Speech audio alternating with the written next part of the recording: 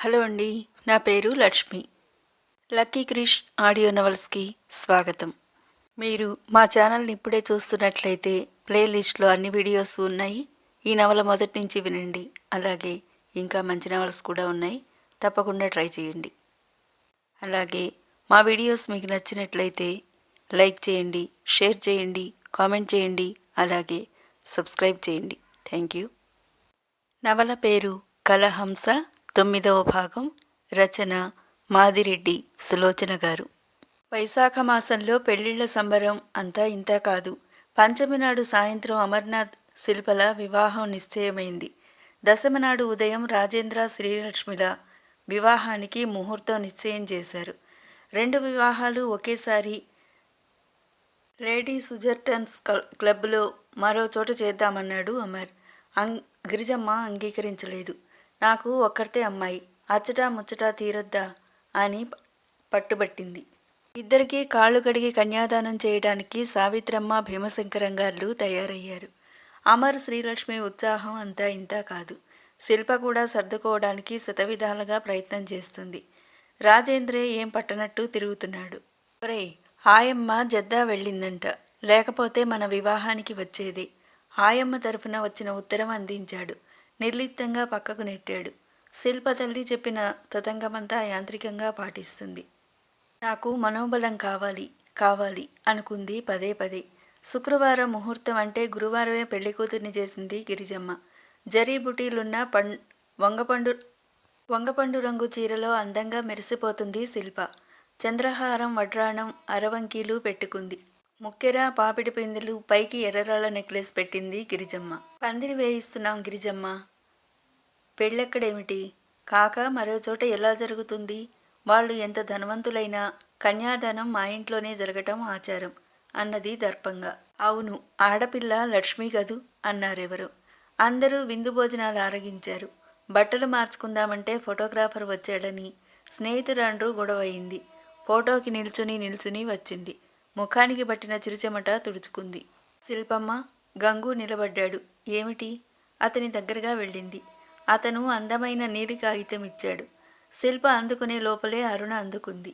అపరంజి బొమ్మ, మీ అమ్మగారి నియమాలు ఇంత కఠినమైనవని తెలిస్తే ఇంట్లో టెలిఫోన్ పెట్టించేవాడిని. రేపటి వరకు మాట్లాడకుండా ఐ కాంట్ లివ్. సాయంత్రం కారులో ఒక రౌండ్ కొడతాను. నువ్వు తోటలో ఉండాలి. ఆ తర్వాత చదవకుండా మూతి ముడిచి చూసింది అరుణ. అందరూ గొల్లున నవ్వారు. సాయంత్రం మనమంతా తోటలోనే ఉందాం. పాపం, దాని ముఖం చూడండి, మరో అమ్మాయి అన్నది. ఊరుకోండి, వాళ్లను కసిరి ఉత్తరం లాక్కుంది. ఆఖరి వాక్యం చదివి ఆమె ముఖం ఎర్రబారింది. ఈ అమృత హృదయుడిని ప్రేమించే శక్తి కావాలి అని హృదయం ఘోష పెట్టింది. రాజేంద్రని తలుచుకోవటం లేదు. 4 గంటలకు టీ తాగి స్నేహ బృందం పరిహాసాలాడుతూ వెళ్ళిపోయారు. తెల్ల వెంకటగిరి జరీ చీర కట్టుకుని ముస్తాబయింది. పక్కింటి వారు వచ్చి కూర్చోబెట్టి తాము తెచ్చిన కానుకలు ఇచ్చారు. డాన్స్ మాస్టర్ వచ్చి ఆశీర్వదించి సన్నని వెండి మువ్వలు బహూకరించాడు. నెమ్మదిగా వచ్చి బయట బోగన్విల్లా పందిరి కింద నిలబడింది. బంగారు, పెళ్లి కూతురివై అలా నిలబడవద్దమ్మా, గిరిజమ్మ హెచ్చరించింది. తెలుసులేమ్మా అన్నది నవ్వుతూ. చిరపరిచితమైన కారు హార్న్ కొరకు వీధి చివర వరకు దృష్టి సారించి చూసింది. తన గడియారం చూసుకుని అనుమానం తీరక తల్లిని టైం అడిగింది. 5 నిమిషాలు తక్కువ 7 అన్నది. అమర్ చాలా పంక్చువలే అనుకుంది. చిన్నమ్మ వగరుస్తూ వచ్చాడు శేషావతారం. అమర్ బాబును 4 రోడ్ల కూడలిలో కారు ఆపి కత్తితో పొడిచేశారమ్మా. శిల్ప తల తిరిగిపోయింది. బోగన్విల్లా మొదలు ఆసరా చేసుకుని నిలబడిపోయింది. ఏమైంది? గిరిజమ్మ హడావిడిగా వచ్చింది. అమర్బాబును రాష్ట్రపతి నిలయం కవతల 4 రోడ్ల కూడలిలో పొడిచారమ్మా అన్నాడు శేషావతారం. ఎలా ఉన్నాడు? కంగారుగా అడిగింది. ఏమో, పోలీసులు జనం చుట్టూ మూగారు అన్నాడు. అయ్యో, శుభమా అని పెళ్లి జరుగుతుంటే ఇదేం కర్మ? శేషావతారం, ఒక టాక్సీ తీసుకురా. శిల్ప వణికే కంఠంతో అరిచింది. అతను ఆటో రిక్షా తెచ్చాడు.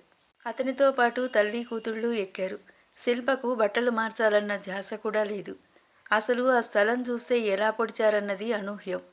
ప్రణాళికతో పొడిచారమ్మా. అతని కారు అడ్డంగా సైకిల్ వేశారు. అతను యాక్సిడెంట్ అనుకుని దిగి ఉంటాడు. 4 వైపుల నుండి మీదపడి పొడిచారట. అయ్యో! వినలేనట్టు తల విదిలించింది. అపరంజి బొమ్మ మాట్లాడకుండా ఐ కాంట్ లివ్. అమర్, నువ్వు క్షేమంగా ఉండాలి అనుకుంది పదే పదే. వాళ్ళు వెళ్లేవరకే అమర్నాథ్ను ఆసుపత్రికి తీసుకువెళ్లారట. ఎలా ఉంది? అపాయం లేదు కదా? ఆదుర్దాగా అడిగిన శిల్ప ప్రశ్నకు ఒక్కరూ జవాబు ఇవ్వరు. ఇదిగో ఈవిడేనట పెళ్లి కూతురు. విడిజోడి ఉండాలట. ఇద్దరూ అందమైన వారుండరాదట. పెళ్లి కొడుకై కారులో ఒంటరిగా ఎందుకు బయలుదేరినట్టు? వాళ్లే ఫోన్ చేశారేమో. ఎవరో పెద్దోళ్లే చేయించారట. చేయించే ఉంటారు. పెద్దోళ్ల చేయలేనిదే 4 రోడ్ల కూడలిలో సాయంత్రం పొడవటం మాటలా? జనతా పార్టీలో చేరాడట కదా. ధర్మరాజు లాంటి గుణం. ఇలాంటి కబుర్లే గాని అసలు విషయం ఎవరూ చెప్పరు. అదే ఆటోలో ఆసుపత్రి చేరుకున్నారు. అక్కడ హరిశ్చంద్ర ఉండి అందరినీ అదిలిస్తున్నాడు. సావిత్రమ్మ, శ్రీలక్ష్మి ఏడుస్తూ ఓ పక్కగా నిల్చున్నారు. అమర్నాథ్ బాబుకి ఎలా ఉంది? శిల్ప ఆటో రిక్షాలో నుంచి దూకినట్టే దిగింది. సబ్ ఇన్స్పెక్టర్ను మరోసారి అడిగింది. ఒళ్లంతా పొడిచారమ్మా. ఇంకా ఏం చెప్పలేం. ఎమర్జెన్సీ రూంలో ఉన్నాడు అన్నాడు ఆయన చేతిలో కర్ర ఊపుతూ. అమర్లో ఒక భాగంగా ఉండే రాజా ఏమైనట్టు? శిల్ప చుట్టూ చూసింది. అతని జాడే లేదు. భీమశంకరం గారు, రాజా ఏడి? శిల్ప వెళ్ళి అడిగింది దూరంగా నిలబడ్డ భీమశంకరం గారిని చూచి. ఇద్దరూ కలిసే బయలుదేరారు. మా ఆడవారు చెబుతూనే ఉన్నారు, పెళ్లి కొడుకయ్యి బయటికి వెళ్ళొద్దురా అని. ఆయన ధోరణి కొస్తో కళ్ళు తుడుచుకున్నాడు. హరిశ్చంద్ర మరికొందరు తెలిసినవారు మాట్లాడుకుంటున్నారు. శిల్పకు ఏం చేయాలో తోచలేదు. ఇన్స్పెక్టర్ గారు, ఒక్కసారి వారిని చూస్తాను ప్రాధేయపడింది శిల్ప. చూడు miss, I can understand your tension, కానీ పర్మిషన్ లేదు అన్నాడాయన. ఆయన జాలిగా చూశాడు. పెళ్లి కూతురి అలంకరణలో ఉన్న ఆమె వంక దీక్షగా చూశాడు. అతడు సర్వీసులో చేరాక ఎన్నో కేసులు చూశాడు, కానీ పెళ్లి ముందు రోజు ఇలా పొడవటం, పెళ్లి కూతురు అక్కడికి రావటం ఇదే మొదటిసారి. ఎవరో డాక్టర్ అటుగా వచ్చాడు. డాక్టర్, శిల్ప అన్నది, కానీ ఎలా ఉందని అడగలేకపోయింది. అతను ఆర్తిగా చూశాడు. రిలాక్స్, ప్రయత్నిస్తున్నారు అన్నాడు. ఓయమ్మో, ఇంత అన్యాయమా? దేశం పాడుగాను. నడి రోడ్డు మీద నలుగురు తిరిగే చోట 4 రోడ్ల కూడలిలో కత్తిపోట్ల. పోలీసులు నాశనమైపోయారా? చట్టం చట్టుబండలైపోయిందా? గిరిజమ్మ శాపనార్థాలు పెడుతూ ఉంది. అందరూ బాగానే ఉన్నారు, మాకే శని చుట్టుకుంది. సావిత్రమ్మ శిల్పను చూస్తూ అంటుంది. మరోసారైతే శిల్ప పట్టించుకునేది. ఈసారి నిర్లిప్తంగా చూసింది. ఇంతలో పరుగు మీద వచ్చినట్టు జనాన్ని తప్పించుకు రాజా వచ్చాడు అక్కడికి. ఏమైంది? ఏమైంది? అమర్ ఏడి? అతను అమర్ను పొడిచినట్టు విన్నా ఇంకా నమ్మకం కలగక అడిగాడు.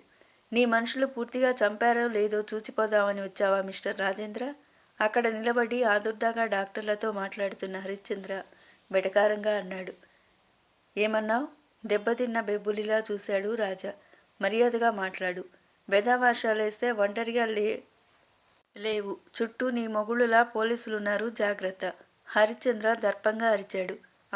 అమర్ను నిజంగా పొడిచారా? నోదులో నుంచి వస్తున్నట్టుందా మాట. అబద్ధంగా పొడుస్తారా? ఇద్దరూ కలిసే బయలుదేరారు కదా. మరెక్కడికి పోయారో సెలవిస్తారా? హరిశ్చంద్ర మాటలు లెక్క చేయనట్టు అటూ ఇటూ చూశాడు.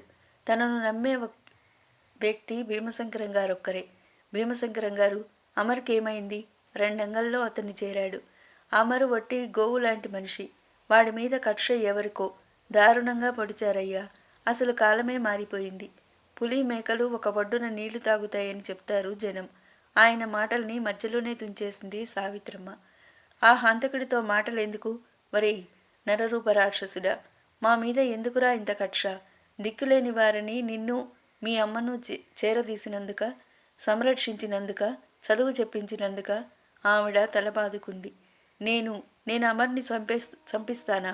రాజా అడిగాడు. అప్పుడే అక్కడికి వచ్చిన పోలీసు బృందం రాజాను చుట్టుముట్టారు. వారి వెనుక హరిశ్చంద్ర కూడా ఉన్నాడు. మిస్టర్ రాజేంద్ర, ఇద్దరూ కలిసి బయలుదేరారు కదా, దారిలో ఎందుకు దిగారు మీరు? రాజాకు తల దిమ్ముగా ఉంది. జవాబు రావటం లేదు. కానీ మౌనంగా ఉండనిస్తారా? ప్లీజ్, అమర్ ఎలా ఉన్నాడో చెబితే. గొంతు జీరబోయింది. దాన్ని బట్టి అబద్ధం చెప్పాలో నిజం చెప్పాలో నిర్ణయించుకుంటారా? వెటకారంగా అడిగాడు హరిశ్చంద్ర. డిఎస్పీ చిరాగ్గా చూశాడు అతని వంక. ఇన్స్పెక్టర్ ముందుకు వచ్చాడు. మిస్టర్ రాజేంద్ర, ఇంకా ఏం చెప్పలేమంటున్నారు డాక్టర్లు. మీరిద్దరూ కలిసి బయలుదేరారని బంధువులు, ఇంట్లో వారంటున్నారు. అమర్ చావకూడదు ఇన్స్పెక్టర్ గారు. ఆ తర్వాత రాజా జవాబు చెప్పలేకపోయాడు. అమర్ దరహాసు చంద్రికలు చిందించే ముఖమే కనిపించసాగింది. ఒరేయ్, ఈ ధోవతి సరిగా కట్టరా. శిల్ప మన వేషం చూసి ఆశ్చర్యపోవాలి. వేషం చూచేనా, నిన్ను చూడొద్దా అన్నాడు తను. రాజా, నేను జీపులోనే కూర్చోవాలా? దిగి పలకరిస్తే తప్పేమిట్రా అన్నాడు. పలకరించు అన్నాడు నవ్వుతూ. ఒరేయ్, నవ్వులాటగా ఉందా? తంతాను బెదవా. శిల్పను చూశాక మనం హైదరాబాద్ వెళుతున్నాం. అక్కడ నీకో బహుమతి ఇస్తాను అన్నాడు ఇంటిమేట్ స్ప్రే చేసుకుంటూ. ఏమిటబ్బా అంత విలువైన బహుమతి? చూద్దువు గాని పద. ఇద్దరూ లేచి బయటికి వస్తుంటే సావిత్రమ్మ వారించింది. అతను లెక్క చేయలేదు. బయటికి వచ్చి జీపులో కూర్చున్నాడు. గంగు పరిగెత్తుకు వచ్చాడు. అయ్యగారు, ఫోన్ వచ్చింది మీకు, వెళ్ళి చూడరా అన్నాడు విసుగ్గా. తను మాట్లాడి వచ్చాడు. లాయర్ అర్జెంటుగా మాట్లాడాలి, రమ్మన్నారు. అదే మాట అమర్తో చెప్పాడు తను. ఈ ఇంటరప్షన్ చూస్తే ఒళ్ళు మండుతుంది. Lawyer go to hell. మధ్యాహ్నం వచ్చినప్పుడు చెప్పలేదేం అన్నాడు విసురుగా. మళ్ళీ ఏదైనా గుర్తుకొచ్చిందేమో అన్నాడు. అయితే క్రాస్ రోడ్డుకి ముందు దిగిపో. అతనిల్లు దగ్గరే ఉంది. ఇద్దరూ బయలుదేరారు. Mister Rajendra, don't act. కర్కశమైన గొంతు విని ఇటు తిరిగాడు. నేను యాక్ట్ చేస్తున్నానా? నువ్వు అమర్నాథ్ గారితో బయలుదేరావు. ఎక్కడికి వెళ్ళావు? లాయర్ గారి ఫోన్ వచ్చింది. నేను దారిలో దిగి లాయర్ గారింటికి వెళ్ళాను. శిల్పను చూచి వస్తానని చెప్పాడు అన్నాడు రాజేంద్ర. అబద్ధం. రాజేంద్ర ప్రణాళిక ప్రకారం వాడిని బయటికి తీసుకువెళ్ళి చంపించాడు. సావిత్రి బావురుమన్నది. సావిత్రమ్మ. రాజా పళ్ళు బిగబట్టాడు. మిస్టర్ రాజేంద్ర, అరిస్తే అభాండాలు తొలగిపోవు. అమర్నాథ్ గారి దగ్గరున్న బ్యాగులో ఆస్తి విభజన కాగితాలున్నాయి. 3వ వంతు మీకు, మిగిలిన దాంట్లో సగం మిస్ శిల్పకు, 1 వంతే తనకున్నది. ఆ విషయం తెలుసా? నోనో, నాకేం తెలియదు. మధ్యాహ్నం లాయర్ గారు రావటం చూశాను. అంతే ఇన్స్పెక్టర్, అంతే. సాయంత్రం ఫోన్ చేసిన లాయర్ ఇంట్లో లేరు. అదంతా నీ కట్టు కదా, హరిశ్చంద్ర అరిచాడు. ఒరే రాజా, మొదటి నుండి నీది కుళ్ళు బుద్ధిరా. శిల్ప అంటూ తిరిగి నంగనాచిలా మాయమాటలు చెప్పి అమర్బాబుతో వివాహానికి అంగీకరింపజేశావు. దుఃఖం ఆగటం లేదు గిరిజమ్మకు. సినిమా తార కాకపోయినా పెద్దింటి కోడలవుతుంది కూతురని మురిసిపోయింది. పగటి కలలా మిగిలిపోయింది. రాజా తీక్షణంగా చూచి తల వంచేశాడు. దేవుడిని కూడా అలా తలవడేమో, అంతకన్నా ఎక్కువగా తలచాడు. ఆ అయ్య పేరు. పనివారు గుడ్ల నీరు కుక్కుకుంటున్నారు. పోలీసులు ఏవో ప్రశ్నిస్తున్నారు. రాజా జవాబు చెప్తున్నాడు. అతని మనసు ఎక్కడో ఉంది. రాజాను చూడగానే ముద్దుబారిన శిల్ప హృదయం స్పందించసాగింది. అవును, రాజా పెద్ద ఎత్తే వేశాడు. అమాయకంగా ప్రేమించే అమర్ గుర్తించలేదు. ప్రాణం కన్నా మిన్నగా ప్రేమించిన తనను వదులుకున్నాడంటే స్నేహానికి నిర్వచనం అనుకుంది. అమర్ అభ్యర్థన మేరకు శ్రీలక్ష్మిని చేసుకుంటానంటే త్యాగానికి మారుపేరు అనుకుంది. అతనింత ప్రణాళికతో ప్రాణాలు తీస్తాడనుకోలేదు. అతని అంతరంగం కలుషితం అయిందనుకోలేదు. శిల్ప నరనరాలు కోపంతో ఉత్తేజం పొందాయి. అసహ్యంతో అలమటించిపోయాయి. నయవంచకుడు అనుకున్నది పదే పదే. డబ్బు కోసం ఏమైనా చేస్తారు శిల్ప అనేవాడు రాజా. డబ్బు కోసం స్నేహం చేశాడు. డబ్బు కోసం ప్రేమ నటించాడు. డబ్బు కోసం పెళ్లికి సిద్ధపడ్డాడు. డబ్బు కోసం హత్యకు పూనుకున్నాడు. ఇంత నీచుడిగా తన హృదయం ఇచ్చింది. ఇంత అల్పుడి కోసం అహోరాత్రులు అలమటించింది. అమర్ ఎంతటి ఉదాత్తుడు. సగం ఆస్తి స్నేహితుడికి రాసిన ఉదాత్త పురుషుడు. వివాహం అయినా ఆగినా అతని జీవితంలో తనకు ఆ మాత్రం స్థానం ఉందనుకుంటే తన జీవితం ధన్యమైనట్టే. అమర్. రాజా ఎందుకో బాధగా అరిచాడు. పోలీసులు ఏం ప్రశ్నించారో తెలియదు. చాలించు నటన. ఆడపులిలా మెరుపుదాడి జరిపి అతని కాలర్ పట్టుకుంది శిల్ప. చెప్పు ఎందుకు చేయించావి ఘాతుకం? ఆమె అరుపులకు అందరూ అదిరిపడ్డారు. ఆవేశంతో ఊగిపోతున్న కూతుర్ని గిరిజమ్మ పట్టుకొని విడిపించాలని ప్రయత్నం చేసింది. ప్లీజ్, ఇక్కడ గొడవద్దు, ఎస్ఐ హెచ్చరించాడు. అవేవి శిల్ప చెవులకు సోకలేదు. బగబగమండే అగ్నిగుండంలా ఉందామె హృదయం. నమ్మించి ద్రోహం చేస్తావా నీచుడా? ఇన్స్పెక్టర్ గారు, వెయ్యండి అతని చేతులకు బేడీలు, ఉరికంబం ఎక్కించండి. ఎంత ఘోరమో చూచారా? తెల్లవారితే మా వివాహం. ఉప్పెనలా ముంచుకు వచ్చింది దుఃఖం. పెళ్లి కూతురు వేషంలో నిన్ను చూడాలి. ఓ మృదు గంభీర కంఠం వినిపించింది. అమర్, అమర్ బాబు, వస్తున్నాను. రాజాను వదిలి లోపలికి పోయింది. గిరిజమ్మ ఎస్ఐ ఆపారు. ప్లీజ్ ఎస్ఐ గారు, ఆయన నన్ను ఈ వేషంలో చూడాలనుకున్నారు. నన్ను చూడండి బ్రతకలేనన్నారు. ఆమెను చూస్తే కఠినాత్మలు కూడా కరిగిపోతున్నారు. చూడమ్మా శిల్ప, మన చేతిలో ఏం లేదు. ఆ భగవంతుని ప్రార్థించు అన్నాడు హరిశ్చంద్ర. శిల్ప అయోమయంగా చూసింది. మెరుపులా వెళ్ళి రాజా గొంతు 2 చేతులతో బిగించింది. ఈ కళ్ళు లేని న్యాయం అన్యాయానికే చేయూతనిస్తుంది. చంపినట్టు మరొకరు చూస్తే గాని నిరూపణ కాదు. వెర్రివాళ్ళు మేం చంపుతాన్రా అని పిలుస్తారా ఎవరైనా? నేను నీ అంతం చూస్తాను రాజా. ఆమె ముంగాళ్లపై నిలబడి అతని గొంతు నిలవసాగింది. రాజా ప్రతిఘటించలేదు. రాయిలా నిలబడిపోయాడు. హరిశ్చంద్ర, గిరిజమ్మ విడదీశారు. ఒక్కసారి తల బెదిరించి పైకి చూశాడు. సీజర్ను అందరితో పాటు బ్రూటస్ కూడా పొడిచినప్పుడు యూటూ బ్రూటస్ అని సీజర్ ఆవేదనగా చూచాడట. అలా ఉన్నాయి అతని చూపులు. ఒక్క క్షణం చూచి తలదించుకున్నాడు. అమర్ బాబు, శిల్ప కింద కూలబడి మోకాళ్లలో ముఖం దాచుకుంది. అమర్, అమర్, నువ్వు లేని ఈ ప్రపంచం నాకొద్దురా. నీకేమైనా నీతో పాటు నేను వస్తాను. ఉరికంబ ఎక్కి వస్తాను అనుకుంటున్నాడు రాజా. ఓ డాక్టర్ మూతికున్న గుడ్డ తొలగించుకుంటూ రాబోయాడు. ఆతృతగా అందరూ అతన్ని చుట్టుముట్టారు. రాజా మాత్రం ఒళ్లంతా చెవులన్నట్టు నిలబడిపోయాడు. శిల్ప వెళ్ళి అతని చేతులు పట్టుకుంది. Doctor, doctor, we're trying. జాలిగా చూశాడు. చెదిరిన అలంకరణతో మతిపోగొడుతుంది శిల్ప అందం. థ్యాంక్ యూ డాక్టర్ అన్నది ఏమనలేక. ఆమెకు తెలుసు, డాక్టర్లు ఆఖరి క్షణంలో కూడా ఆశలు పోస్తారు. సావిత్రమ్మే వ్రాతపూర్వకంగా రాజేంద్రపై నింద మోపింది. హరిశ్చంద్ర పనివారు బలపరిచారు. రాజా ఒక్క మాట ఎదురు చెప్పలేదు. వాళ్లతో వెళ్ళిపోయాడు. అమర్, అమర్, హైదరాబాద్ వెళ్ళాక ఇస్తానన్న బహుమతి ఆస్తి అనుకోలేదురా అని అతని హృదయం ఆక్రోశించింది. అతను డాక్టర్ దగ్గరకు వెళ్ళి ప్రాధేయపూర్వకంగా అడిగాడు. దయచేసి వాడి పరిస్థితి ఎప్పటికప్పుడు తెలపండి ప్లీజ్. రాజా అడిగాడు. డాక్టర్, నో, ఇతను కసాయివాడు. అనురాగానికి అర్థం తెలియదు. ఆప్యాయతకు నిర్వచనం తెలియదు. స్వార్థం, పచ్చి స్వార్థం. అమర్బాబు హృదయం అమృతమయం అంటూ ఉన్మాదిలా అరిచింది శిల్ప. రాజా వెళ్ళిపోతూ తల ఎత్తి చూశాడు. ఆ చూపులో నువ్వు నన్ను అర్థం చేసుకున్నది ఇంతేనా అన్న భావం ఉంది. అది అర్థం చేసుకునే స్థితిలో లేదు శిల్ప. రాజా వెళ్ళిపోయాడు. తెల్లవారింది. శిల్ప హృదయాన్ని ఆవరించిన చీకటి పొరలు విచ్చుకోలేదు. అలాగే నిశ్చలంగా కూర్చుంది. లాయర్ వచ్చి రాజాకు జామీన్ ఇచ్చాడు. శవంలా కలలో నుండి నడిచినట్టు నడిచి బయటకు వచ్చాడు రాజా. అతనికి చావు బ్రతుకు రెండూ సమానంగా ఉన్నాయి ఇప్పుడు. తను నష్టజాతకుడు.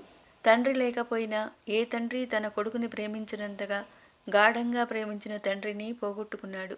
తన సంతానాన్ని అనురాగంతో అలరిస్తాయి మేధస్సు లేని పశుపక్ష్యాదులు కూడా. పక్షులు కిచకిచమంటూ ఆహారం తెచ్చిపెడతాయి. ఆవులు అంబా అంటూ దూడలకు తన ఉనికిని తెలుపుతాయి. అలాంటిది తన తల్లి అమృతవల్లిగా మారకపోయినా కనీసం కొడుకునన్న అభిమానం లేక ఎవరితోనో వెళ్ళిపోయింది. తనకు మిగిలింది, తనను ప్రేమించేది, అభిమానించేది ఒకే ఒక వ్యక్తి, అమృత హృదయుడు అమర్. అతనికేమన్నా అయితే తన జీవితం ఎందుకు? అతను బయటికి వచ్చాడు. లాయర్ గారు, ఆసుపత్రికి వెళదాం అన్నాడు. లాయర్ ఏదో చెప్పబోయి ఆగిపోయాడు. రేగిన జుట్టు, మాసిన గడ్డం, పీకుపోయిన ముఖంతో ఉన్న రాజాను చూసి చెలించిపోయాడు. పద అన్నాడు కారులో కూర్చుని. మీ గుమాస్తా ఆఫీస్ బాయ్ను అడిగిరా. వారెవరూ ఫోన్ చేయలేదా లాయర్ గారు? రాజా స్థిమితంగా కూర్చుని అడిగాడు. అతని బుర్ర పనిచేస్తుంది. లేదు రాజా, అమర్నాథ్ బాబు వెళ్ళగానే ఇంటికి తాళం వేసి మేం రుక్మిణీదేవి ఎస్టేట్కు వెళ్ళాం అన్నాడు. ఆంటీని అడిగారా? ఆంటీ వాళ్ళు 3 రోజుల క్రితం శ్రీశైలం వెళ్ళారు అన్నాడు ఆయన. మా ఇద్దరి విషయం బాగా తెలుసుకునే ముందంజ వేశారు లాయర్ గారు. హరిశ్చంద్ర హస్తం ఉందని నా అనుమానం నాకు ఉంది. ఉద్యోగంలో నుండి తీసేసినంత మాత్రాన ప్రాణం తీసే అవకాశం ఉందా? అమరు చేసిన అవమానం చాలదా లాయర్ గారు? నాకు తెలుసు రాజా, అవసరం అవకాశం నీకే కనిపిస్తుంది అన్నాడు. చట్టం న్యాయం వింటుంది, చూడదు. చూచి సాక్ష్యం చెప్పేవాడు మాత్రం చూసి చెప్పాలట. చిత్రమైంది చట్టం. హత్య చేసేవాడు, దొంగతనం చేసేవాడు చాటుమాటుగానే చేస్తారు గాని నువ్వురా చూడు అంటూ పిలుస్తారా? ఉలిక్కిపడ్డాడు రాజా. అమర్ను హత్య చేయాలనుకున్నవారు ఆరితేరినవారు. 4 రోడ్ల కూడల్లో సాయంత్రం చేస్తారా గుండెలు తీసిన బంట్లు. అతను కారు దిగుతుండగానే శ్రీలక్ష్మి ఎదురు వచ్చింది. రాజా రాజా మామయ్యకు స్పృహ వచ్చింది ఉత్సాహంగా చెప్పింది లక్ష్మి. అతను అక్కడ ఎవరున్నది ఏమడుగుతున్నది మరిచిపోయాడు. అమర్కు స్పృహ వచ్చింది, అమర్కు స్పృహ వచ్చింది. కోటి కోయిలలు ఒక్కసారి కూసాయి అతని చెవులలో. అమాంతం శ్రీలక్ష్మిని లేపి గిరగిరా తిప్పాడు. ఎంత చల్లని వార్త చెప్పావు అన్నాడు పసిపిల్లాడిలా సంబరపడిపోతూ. అబ్బా రాజా దింపు దింపమంటుంటే కళ్ళు మూసుకున్నాడు ఆమెను దించేసి. అతనికి ఎన్నడూ కలుగునంత ఆనందం కలిగింది. రాజా స్పృహలోకి వస్తూనే నీకోసం అడిగాడు తెలుసా, భీమశంకరం గారు చెప్పారు. నిజమా? రాజా చిన్నపిల్లాడిలా ఏడ్చేశాడు. రా. లాయర్ గారు లోపలికి దారి తీశారు. గదిలో ఒకవైపున సోఫాలో గిరిజమ్మ సావిత్రమ్మ కూర్చున్నారు. తలవైపు శిల్ప నిలబడి ఉంది. ఆమె పెళ్లి కూతురు వేషం మార్చి మామూలుగా ఉంది. రాజా ఎడమ చేయి లేస్తే అది కాస్త పైకి ఎత్తాడు. రాజా మరేమీ ఆలోచించలేదు. వెళ్ళి స్టూల్పై కూలబడి అతని చేతిలో తలదాచుకున్నాడు. అమర్. ఆ పిలుపు మాత్రమే బయటికి వచ్చింది. అతని అణువణువు అమర్ అమర్ అంటూ ఆక్రోశించటం, ఆ కంపనలోని అనుభూతితో ఒక్క అమర్ మాత్రమే అర్థం చేసుకున్నాడు. అలా ఎంతసేపు ఉన్నారో వారికే తెలియదు. ఇన్స్పెక్టర్ గారు ఇప్పుడు తీసుకోవచ్చు మీ స్టేట్మెంట్. డాక్టర్ కంఠం విని లేచాడు Raja. Good morning Amarnath, how are you wish చేశాడు డాక్టర్. అందరినీ చూచి చిన్నగా నవ్వటం తప్ప ఏం మాట్లాడలేదు. ఎస్ఐ ఆ వెనుక కానిస్టేబుల్ టేప్ రికార్డర్ పట్టుకుని వచ్చారు. అతను అందరి వంక చూశాడు. రాజా లేచి బయటికి వచ్చేశాడు. మిగిలిన వారు ఒక్కొక్కరే బయటికి వచ్చారు. లోపల కాసేపు కలగాపులగంగా మాటలు వినిపించాయి. రాజా గోడకు చేరబడ్డ అతని అంతరంగం అత్యాచారం చేసిన వారిని పట్టుకుని ముక్కలు ముక్కలుగా నరకాలని ఉంది. అందుకే చెవులు రిక్కబొడిచాడు. లాయర్ గారి ఫోన్ అని రాజా చెప్పాడు. ఆస్తి వివరాలు వాడికేం తెలియవు. నేనే బలవంతం చేసి దింపాను. నేను శిల్పను చూడబోతున్నానని వాడు ఉడుక్కున్నాడు. నేను జీపులోనే ఉంటాను అన్నాడు. దిగకపోతే తంతానన్నాను. అమ్మ అంటూ మూలిగాడు. రాజా హృదయం గిలగిల్లాడింది. ఒక్క అడుగు ముందుకు వేసి మళ్ళీ వెనక్కి తగ్గాడు. లోపల ఏదో శబ్దం. బహుశా అతనికి ఏదో మందు ఆహారం ఇచ్చి ఉంటారు. శిల్ప కూడా ముందుకు పోబోయి ఆగిపోయింది. రాజా తలెత్తి చూశాడు. శ్రీలక్ష్మి కాఫీ గ్లాసుతో నిల్చుంది. అతనికి అయోమయంగా ఉంది. 3 పూటలుగా తనేం తీసుకోలేదని శ్రీలక్ష్మికి ఎలా తెలిసింది? థ్యాంక్స్. గ్లాస్ అందుకున్నాడు. శ్రీలక్ష్మి ముఖం వెలిగిపోయింది. వేడి కాఫీ కడుపులోకి వెళుతుంటే అతని అణువణువు చైతన్యం పొందినట్టు అనుభూతి పొందాడు. రాజా వెళ్ళి స్నానం చేయి. ఈసారి అతనికి శ్రీలక్ష్మి గొంతు వినిపించలేదు. వాడు దిగిపోయాడు. ఆ ప్రదేశం నుండి ముందుకు రాగానే కావాలని సైకిల్ అడ్డం తెచ్చాడు. నేను జీప్ ఆపి అతడిని తలవాచేటట్లు చివాట్లు పెడుతున్నాను. అతను నా మాటలు వినక దిక్కులు చూశాడు. ఏమిటబ్బా అనుకున్నాను. అతను ఈల వేశాడు. ఏదో గూడు పుటాణి అని జీపు ఎక్కబోయాను. అకస్మాత్తుగా మెరుపుదాడి జరిపారు. నలుగురు 4 దిక్కుల నుండి వచ్చి పొడిచారు. వాళ్లను గుర్తు తెచ్చుకునే ప్రయత్నంలో ఆగాడు. Sorry for interruption. వాళ్ళు ఒకరిని ఒకరు సంబోధించటం కానీ మాట్లాడుకోవటం కానీ వినిపించలేదా? ఏరా ఇంత ఆలస్యం? సైకిల్ వేసిన వ్యక్తి రాములు అడిగాడు. ఆ రాజాగాడు లేకపోతే ఈల వేయమంటే ఆలోచిస్తూ కూర్చున్నావా అంటూనే పొడిచారు. హెల్ప్ హెల్ప్ అంటూ అరవడం వరకే గుర్తుంది. ఆ సైకిల్ వేసిన వ్యక్తిని మాత్రం అతని కత్తితోనే పొడిచాను. దవడ చీరుకుపోయి ఉంటుంది. రాజా కళ్ళు మిలమిలలాడే. చాలు, ఈ మాత్రం క్లూ చాలు. తను ఆ వెధవను పట్టుకోగలడు. మీ వీలునామా సంగతి ఎవరికైనా చెప్పారా? మా కుటుంబ సభ్యులకు, లాయర్ గారికి తప్ప మరెవరికీ తెలియదు. రాజా ఎవరు వారించినా వినదలుచుకోలేదు. రాజా నాదస్వరం విన్నా పన్నగంలా పరుగులు పెట్టినట్లు గదిలోకి వెళ్ళాడు. రాజా అమర్ వెళ్ళి అతని పక్కన కూర్చున్నాడు. అమర్ను ఎన్నో అడగాలని ఉంది. ఆరోగ్య పరిస్థితి, డాక్టర్లను చూచి మౌనంగా ఉండిపోయాడు. ఎవరెన్ని చెప్పినా అమర్ లేచి కూర్చునే వరకు స్నానం అన్నం మాని అతనితో పాటు కూర్చుండిపోయాడు రాజా. నేను పాలు తాగుతున్నానని నువ్వే పాలు తాగుతావా? అమర్ హెచ్చరించినా వినలేదు. రాత్రిళ్ళు తప్పితే శిల్ప కూడా అక్కడే ఉంటుంది. మొదటి రోజు శ్రీలక్ష్మి ఇడ్లీ తీసుకుని వచ్చింది రాజా కోసం. మళ్ళీ రాలేదు. ఇంటి దగ్గర ఏదైనా అన్నారేమోనని భావించాడు రాజా. శిల్ప అతనితో చూపులు కలపాలని, మాటలు కలపాలని విఫల ప్రయత్నం చేసింది. రాజా అమర్ని తప్ప మరోవైపు చూడలేదు. అమర్కు మాత్రం అందరి మాటల వల్ల శిల్ప రాజాల విషయం తెలిసిపోయింది. రాజా అమర్ పిలుపులో ఆర్ద్రతకు కరిగిపోయాడు రాజా. వీడికి రోజూ కొత్తే నేను అనుకున్నాడు. శిల్పకు వాళ్ళిద్దరినీ అలా చూస్తే ఒకవైపు సంతోషం, మరోవైపు కుళ్ళుగానూ ఉంది.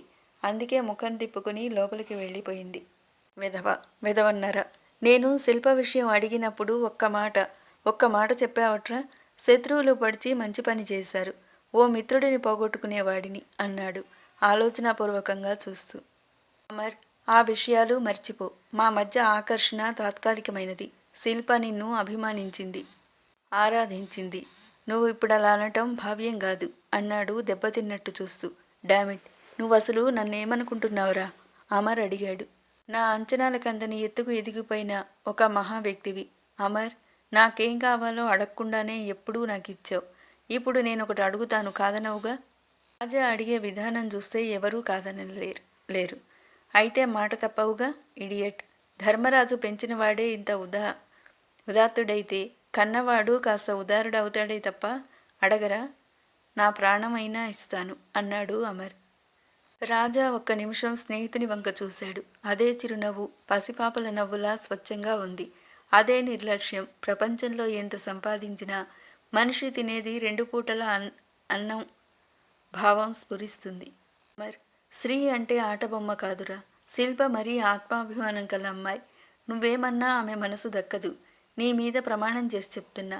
ఎప్పుడూ మేము హద్దు మీరి ప్రవర్తించలేదు. శిల్పను గురించి ఎలాంటి అనుమానాలు పెట్టుకోకు. అర్థింపుగా చూశాడు. అమర్నాథ్ నవ్వాడు.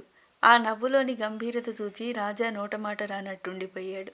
నిశ్చలమైన సముద్రాన్ని చూచినట్టు ఉంది. అమర్ ఆదుర్దాగా చూశాడు. రాజా, నువ్వు లేనిది నేను లేనని గుర్తుంచుకో.